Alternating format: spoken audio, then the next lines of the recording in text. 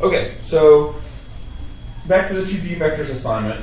And this problem involved the static equilibrium of a vehicle on a ramp. And we previously worked this problem. We have vehicle on a ramp that weighs 940 kilograms. We've got the dimensions of the ramp. But the main point here being that we drew our system. We have the ramp. We have the weight of the vehicle moving straight down. We have a frictional force, which keeps it from sliding down the ramp. We have a normal force pushing out from the ramp, which keeps it from falling through the ramp. And so we know from physics that the frictional force acts along the same angle as the ramp, so it's at angle theta, and that the normal force acts perpendicular to the ramp, so it's at 90 degrees from that. And our weight, the force, acts straight down due to gravity. So we constructed this free body diagram by keeping the weight vertical and then adjusting the friction factor and the friction force and the normal force around that. What we want to do here is actually rethink our question and change our reference frame. And so what that allows us to do is, instead of thinking about making the weight be going straight down being our guiding function, we're going to use the friction as our x and perpendicular to our ramp as our y. So essentially what we're doing is turning our problem sideways such that it looks like this, and then we'll take the way the weight works. Well, instead of being straight down, it will be adjusted. So if we redraw a free body diagram based on that idea, what we have is something that looks more like this. Draw our axes.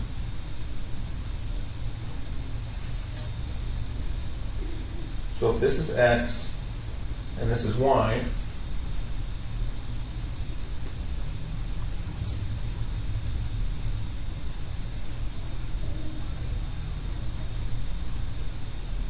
that the friction force comes directly along the x-axis. So that's friction. I don't need to do this subscript, we just call F our friction for this one, although it can get confused a little bit with using force. Our normal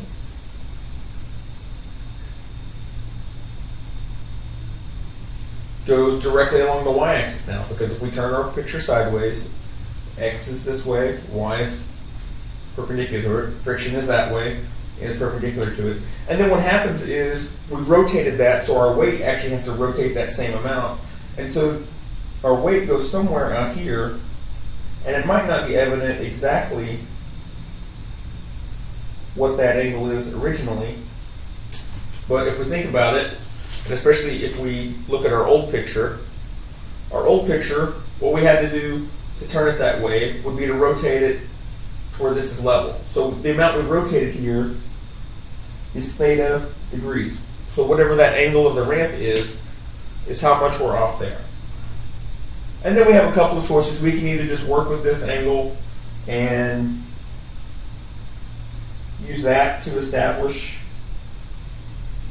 the other parts of this triangle, or if we could figure out what this entire angle is, which would be 270 minus that angle theta, and use that for our equations. I'm just going to go ahead and use this as our reference angle and work it out that way.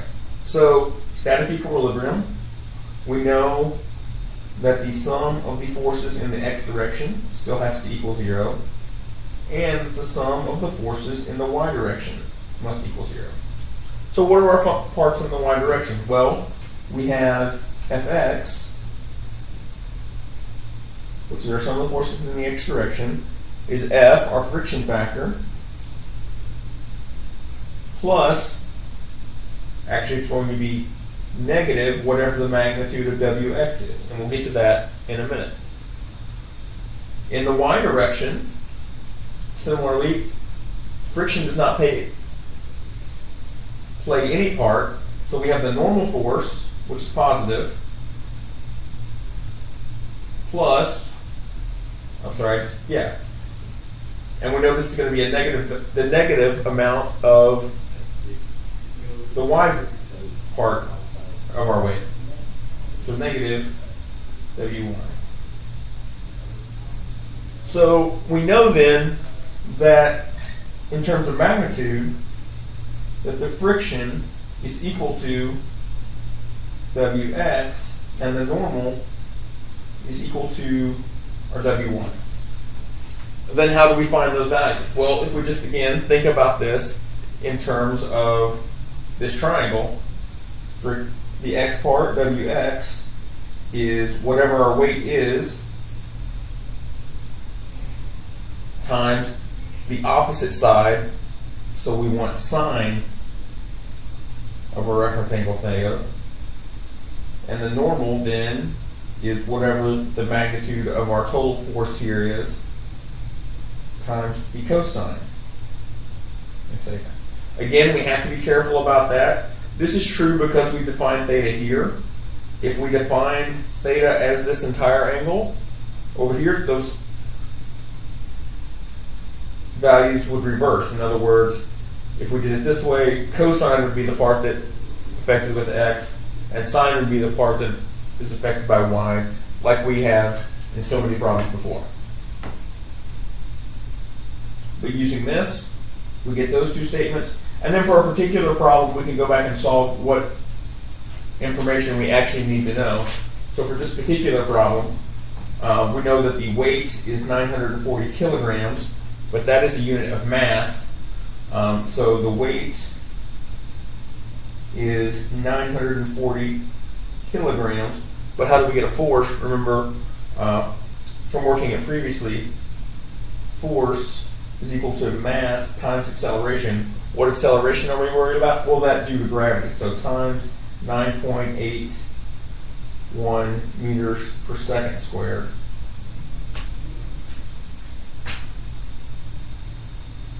So W is 940 times 9.81.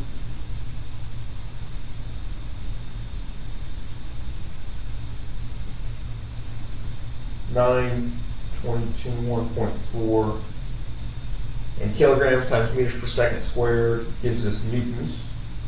Remember that from unit conversions. And our angle theta, we were given in the problem that the incline is 2.5 meters tall by 6.0 meters long, so that theta, that angle we can find by saying it is the tan inverse of 2.5 meters divided by, pressing a little hard,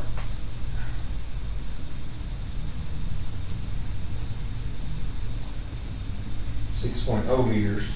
And so that value is 22.62 degrees. So then we can get back to what our question was. The frictional force then is 9221.4 times the sine of 22.62 degrees. And the normal function is 9221.4 times the cosine of 22.62 degrees. So the magnitude of our frictional force is that times sine 22.62. I get 3,546.7. I'm going to keep all these for a minute and then we'll round to the appropriate number of significant figures. Or 9221.4 times cosine of 22.62. And for this one, for the normal force, I get 8512.05. And again, since my original problem had 4 significant figures, it makes sense that I would round just to the nearest whole number. So for this number, 4 significant figures would be 3,547 newtons. And for this one, it'd be 8,512 newtons. And these should match the numbers I got working it the other way. it just helps me simplify a little bit and not having to worry as much about adding things. So that's just a different way to look at the same problem.